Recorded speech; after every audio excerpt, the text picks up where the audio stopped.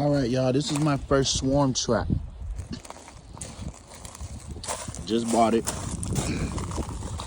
So you hang this up on a tree, put a little lemongrass in it, and when honeybees are looking for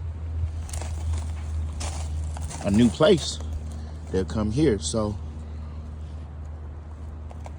you can either catch bees that are about to have left the hive, or you catch your bees that might be ready to leave the hive. You can actually save some money if you're good at it. I haven't did it yet, but we're gonna see.